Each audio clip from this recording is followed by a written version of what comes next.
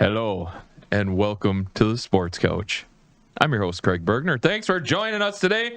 We got some bass to talk about. We're going to be previewing bass event number 3 on Little Sturgeon. Joining me in studio is the man with 2 first names. Let's give a big round of applause for Tyler Corey. Tyler, what's happening, dude? What up? What up? Head-to-head Bass League number 3.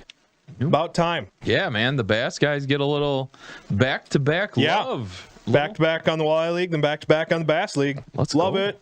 Yeah. So, where is Little Sturgeon?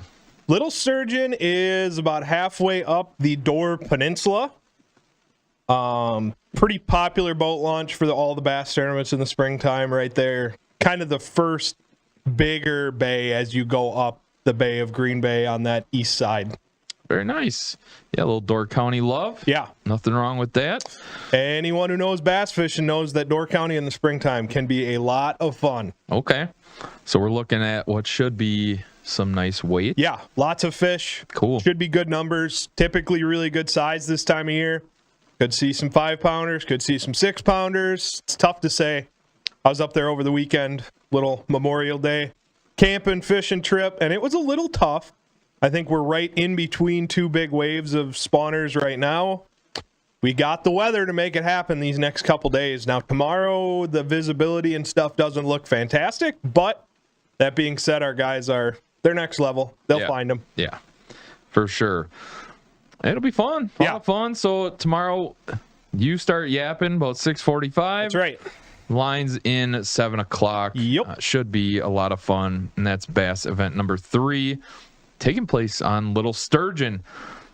We got some good matchups this week. Is there a matchup that stands out to you? A couple of them. One for sure is the Van Aerts versus Malika and Gagnow.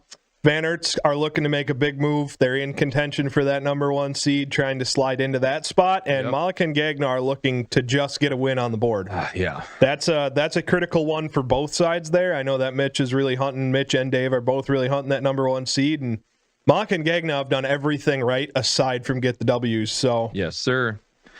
That's one that I am absolutely watching. And then we got some other good ones. The Steffens are looking to bounce back against Frederick and Trudowski. And then we got the Lees versus the Teshes, the 2 versus 4. 2 versus 4. It's a big one. Yeah. 2 heavy hitters right there. That's going to be a fun matchup. Yeah, man, I can't wait. Today we're going to preview all these matchups, and then we're going to give our picks at the end. Let Andy hop in here and throw some picks in with us as well. Yeah, and you guys out there, the fans, I just went through on our Instagram fan polls. They are up. Go make your picks on there. That is how we will base your vote in total off of the fan polls. So we got Facebook and Instagram. Head over to our Head2Head Fishing Facebook and Instagram pages and jump on the stories up top. And you'll be able to, they're just polls right on there. You can click the team that you think is going to have the edge tomorrow and see how it all shakes out in the end. So heading into this event, it's the 3rd different location that we've encountered so far. Yep. Does that play a difference in, let's say our predictions or how these, we talk home field advantage a lot with these fishermen. Are there any duos that just love Door County? This is their hammer spot? A lot of them, actually. Okay. A lot of guys up here, especially from this Fox Valley up the peninsula area, love to go fishing up there. Everyone, I believe, has some experience up there, but a couple of teams that really, really enjoy it up there are Warden Keene. They've always been super fond of Green Bay. Steffen. The Steffens have some history up there. A while ago, they haven't been fishing a lot of the big local stuff up there recently, but they have some history up there. And then I know that the Lees love it up there. I know the Teshes love it up there. And Richard and Hammond live 20 minutes down the road from Little Sturgeon. So this is kind of they're from that Luxembourg, Casco area. They love the Bay of Green Bay, the Fox River, the Upper Bay. So that's one that definitely suits their strengths, and there are some teams that this doesn't necessarily suit their strengths super well. You look at like a Frederick and Trudowski, they have plenty of experience up there, but it's not typically their wheelhouse type stuff. We've seen Frederick and Trudowski put a flipping stick in their hand, get up shallow, look for largemouth, heavy cover, and that's not going to really be an option in this one, I don't believe. All right. You ready? Yeah. Let's dive right in. Let's roll through these deals. We have our very first matchup. Dale and Grant Neubauer taking on Ward and Keene. Logan Keene, Matthew Ward. Neubauers have some, they're out of town, right? Yeah. Yeah, Okay. Grant is off fishing the BFL All-American. Pretty prestigious title. He's off chasing that, so he will have a sub tomorrow. Okay. And Ward and Keene are going to be Ward and Keene, man. They are sticking it through. They do not miss a mat. But that is important to note as Yes. you are going through and picking. The Neubauers will be absent. There will be a sub in their play. Yes, perfect. Are both Neubauers gone for this event? Yes. Okay, and they do have 2 subs or 1? One sub. So solo act. Correct. That's a tough sell, Yes. especially for a sub. Yeah. Yeah, especially in what's probably going to be a numbers and size event. Yeah. Like we've seen in the Walleye League. It can help you in certain scenarios to be by yourself, and we saw it last week with Ty Hansen. It sure didn't slow him down any, but it can be a hindrance, especially when you're dealing with large numbers of fish, and a deal like this where you might see guys sight fishing for them. 2 sets of eyes is better than 1 set of eyes. Netting fish, landing fish, that it all gets easier with a partner. So that's a interesting thing to note. Do we know, has the sub ever fished head-to-head before? I do not believe so. Okay, that's another difficult obstacle to overcome. Hopefully he's familiar with all the technology and all that fun stuff. He's going to get a crash course. Yeah, crash course. You got it. They are the number 7 seed at 1-1 right now, and they are taking on the 9 seed. Ward and Keene need a win. Yeah. They're 0-2 right now.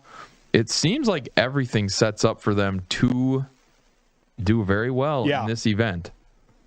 Yeah, this should be not to discredit the Neubauers or the sub that they got coming in, but Ward and Keene know the drill. They're really good up in Door County. They have a lot of experience up there, and this one is set up, if you look at it just by the textbook, to be a slap it off the tee and run as many bases as you can on this deal. Yeah. It's unfortunate for the Neubauers that they are out of town for this one. Obviously, the BFL All-American is a huge accomplishment, nothing to discredit that at all, but this is an event where you can stack some weight, like we saw in the first 2, and they need some weight on the board. They are clinging to that last spot in the playoffs right now purely off of record. Yes. Just not the weight there to support them if they stack 2 or 3 losses in a row. Yeah, 16 pounds on the season so far.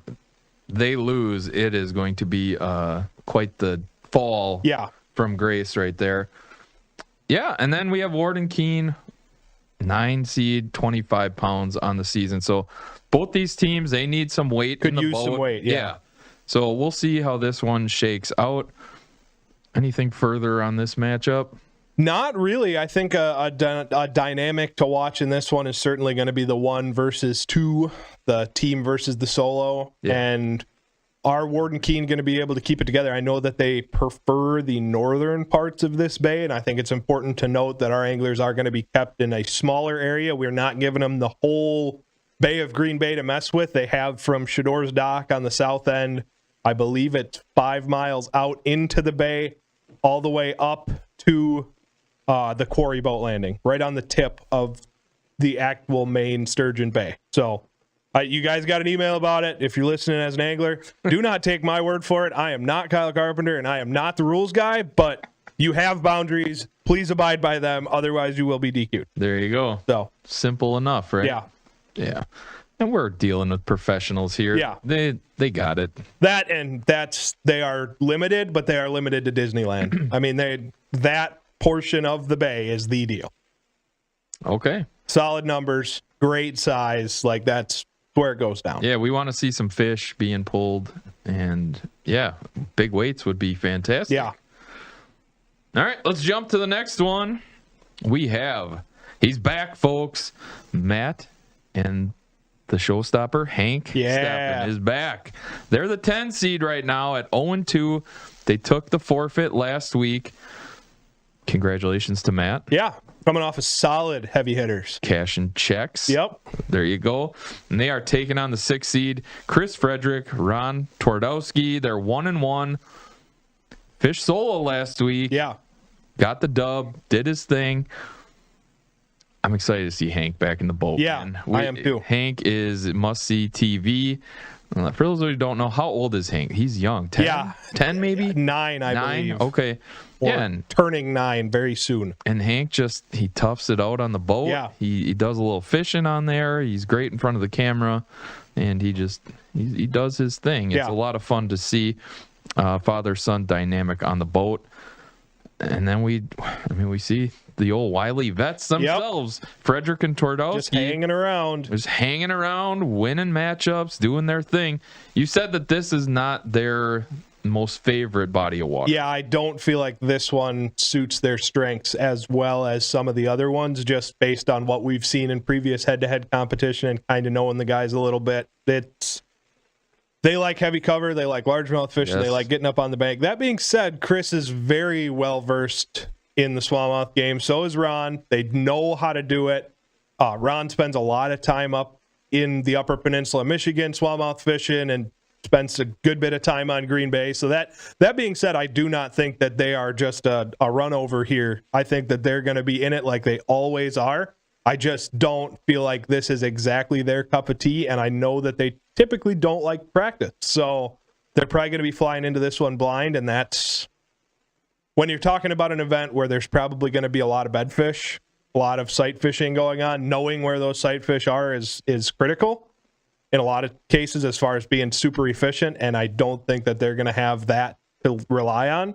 I also don't know if Matt and Hank have got out pre-fishing at all. I don't think so. It sounded like that was their strategy coming in. Yeah. Like they're making it a family event every time that they come to town. Awesome. You know, do the hotel stays, do whatever, enjoy each other's company. But it doesn't sound like they're coming too far in advance where they're getting out on the water and doing a lot of pre-fishing. Yeah. So Matt, professional fisherman, he's just going to go out there and, he's going to find his spots. Yeah, do his deal. Yeah. This body of water, does it... So he was down south fishing a big tournament last week, right? Does that carry over into this body of water, or are they totally different? They're very, very different. Okay. But that being said, he's got positive momentum rolling. He does. Making good decisions, cashed a solid couple checks there at heavy hitters. Good performance. I think that's the kind of stuff to get the ball rolling that fishermen prefer to have. There you go. Momentum is a big thing on your side. And then Hank, man, I mean, he's a shining light. And from what Matt told me, the first event was a little slow fishing. Hank never really found his groove, but when Hank finds his groove, he will put fish in the boat. That's going to be so cool to see. Yeah, I can't wait to see that, and it's always fun to have him on camera. Yeah, absolutely. Just watching him do his thing on the boat. Yeah. He's going to be the show stealer for sure. Anything else with this matchup? No, sir. All right, this one should be a fun one. That's the 10 seed, 0-2. I mean, in the grand scheme of head-to-head, it's a big one for the Steffens. Yeah, absolutely it is. If they're chasing playoffs or any playoff dreams, anything like that, especially taking the forfeit last week, the 0 weight, they need a dub. They could use a dub. They need a dub, and they need some weight in the boat. Yeah. They're currently 11 pounds on the season. So that's tough.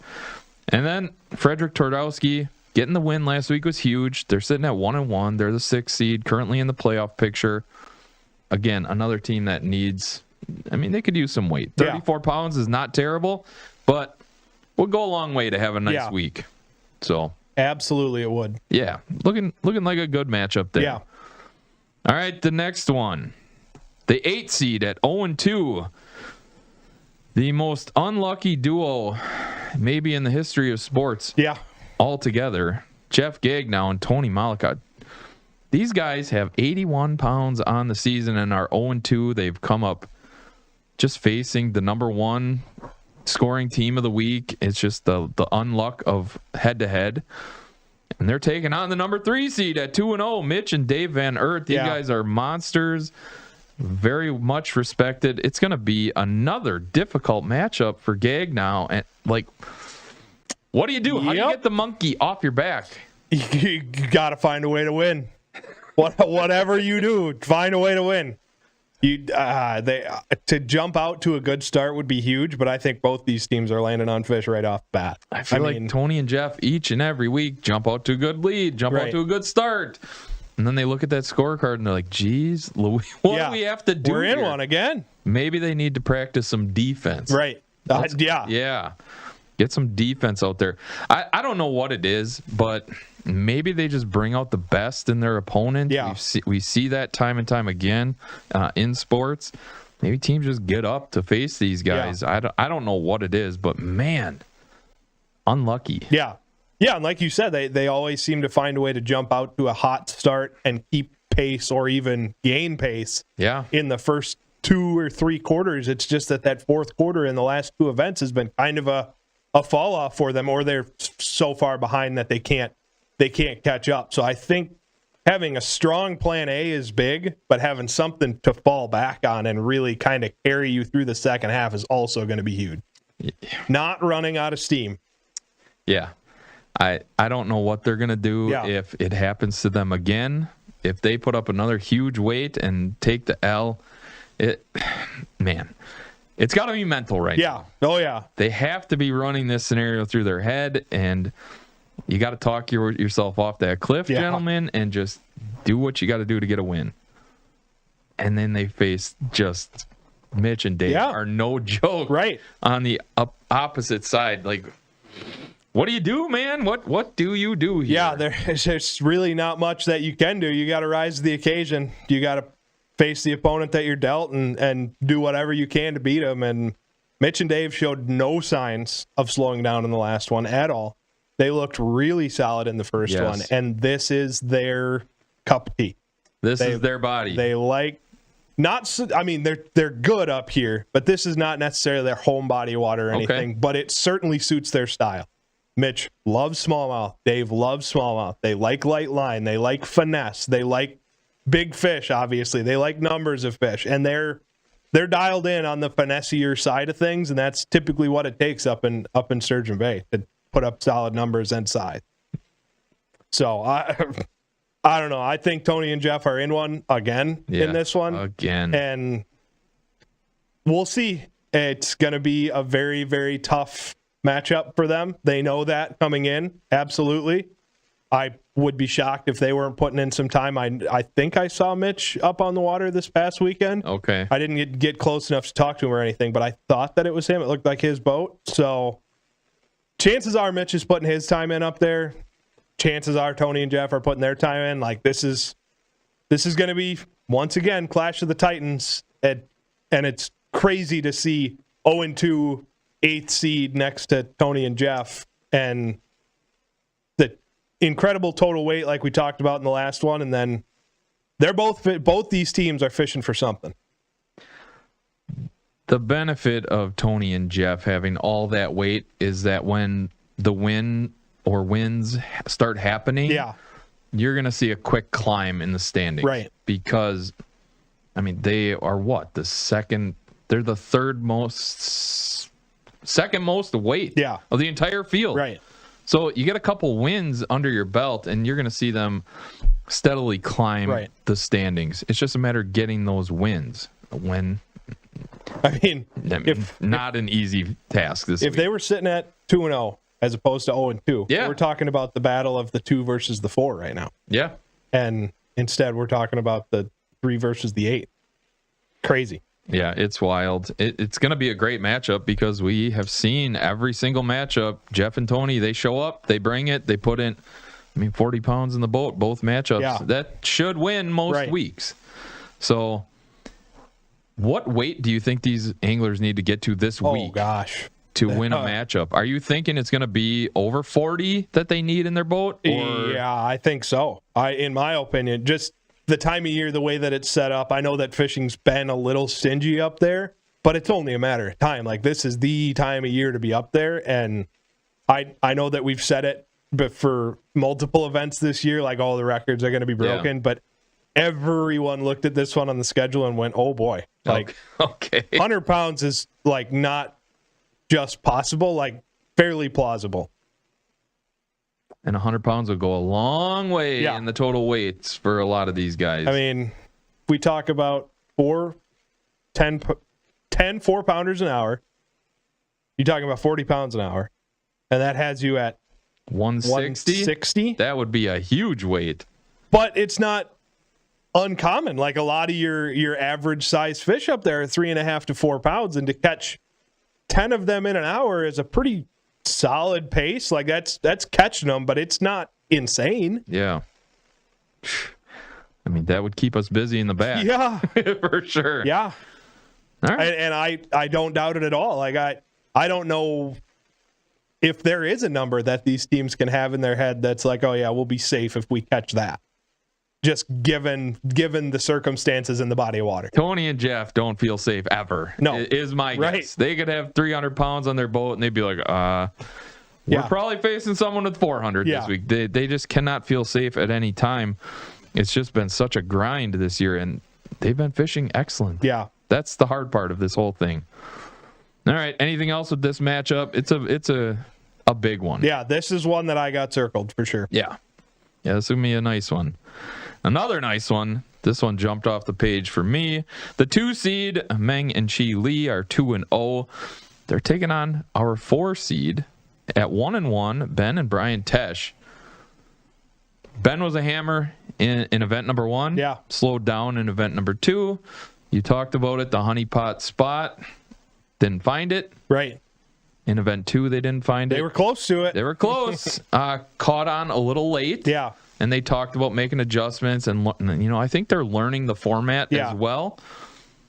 And they're taking on the veterans, the Lees. Yeah. They are going for it this year, and they've showed it through 2 events. Yeah. I love that. Hammer time, man. What do you got in this one? I promise you both of these teams are bringing it because this is one they absolutely had circled. I know that Ben and Brian went up, I believe, on Saturday. Okay. To start pre-fishing for this one. Yeah. So they got their time up there.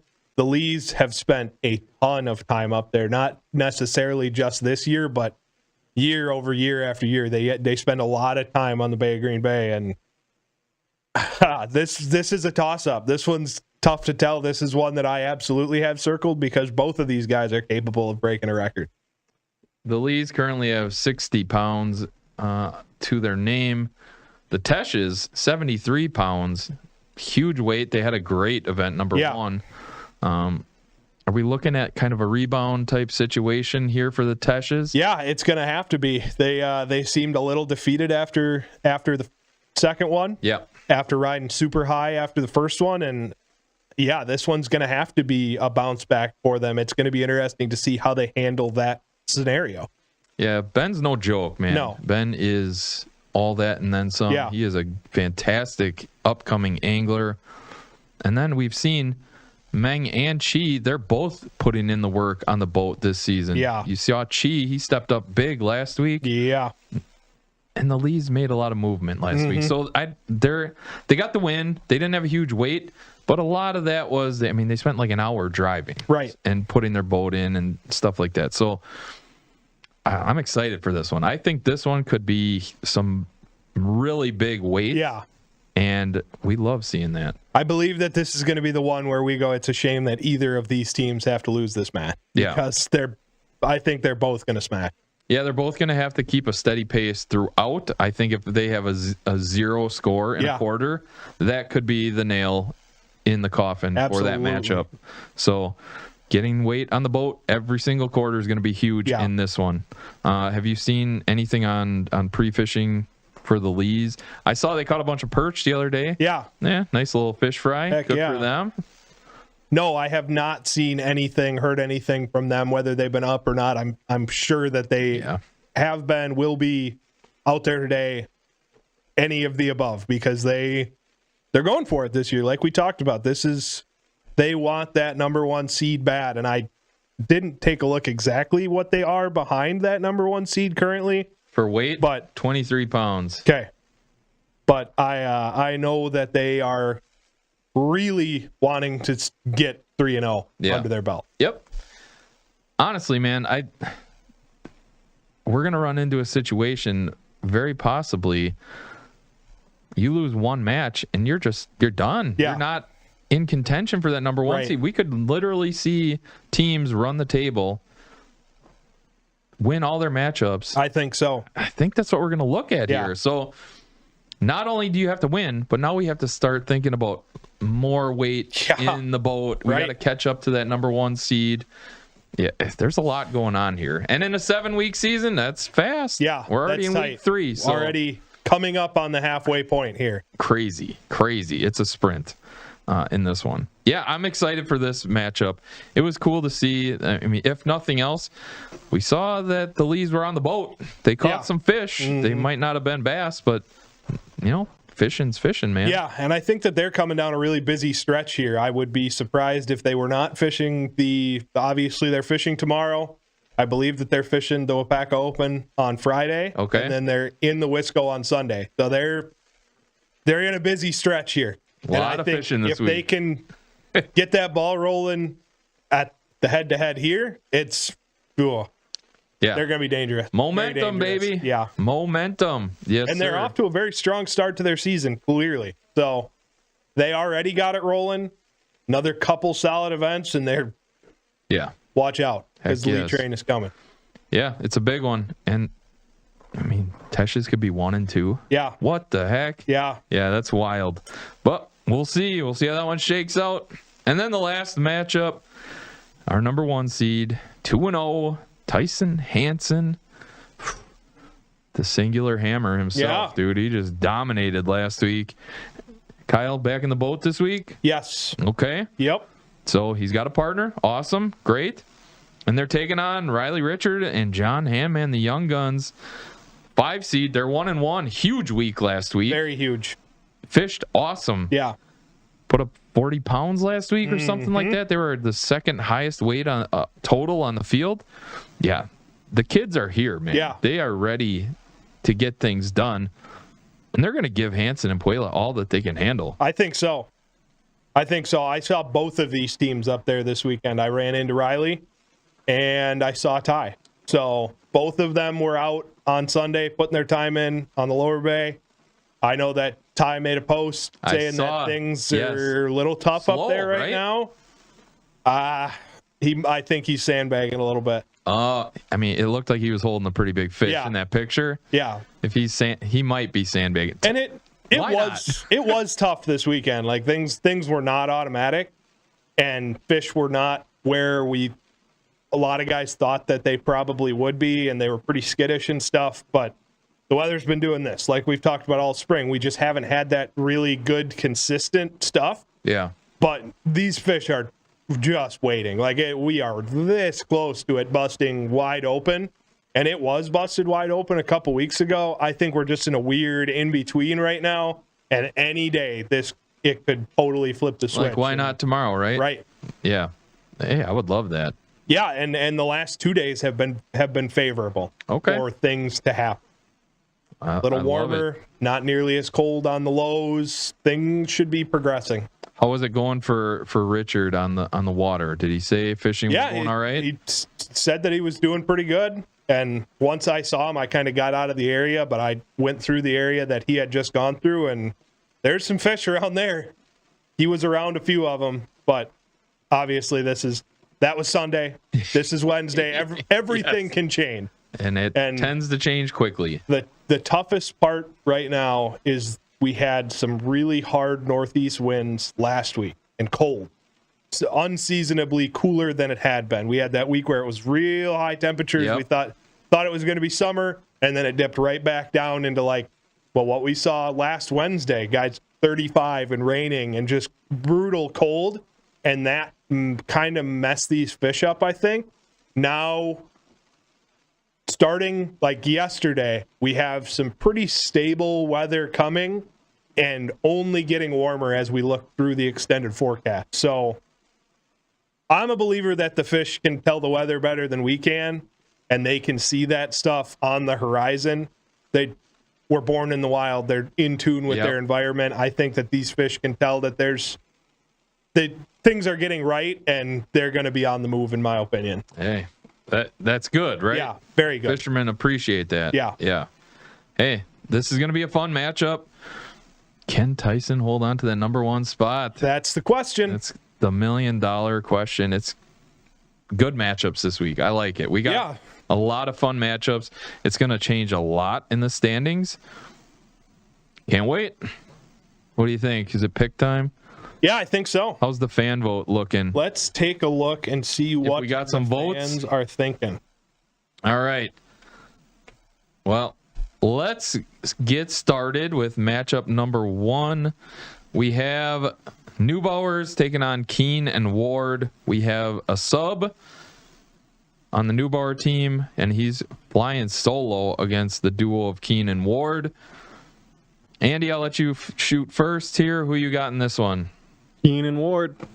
Keene and Ward. Ty, where are you going? I am also going Keene and Ward. Same. I also have Keene and Ward. Where are the fans landing? Keene and Ward. Keene and Ward. Okay. Clean sweep. Really difficult odds for a sub to come in, fish by himself, and take on a veteran duo like this. Yeah, that's tough. Grant, good luck in your event. I hope you dominate. Let's go, man. Bring home that title. All right, the next matchup. We have our 10 seed, Matt and Hank Steffen taking on Frederick and Twardowski. Ty, start us. Taking the Steffens.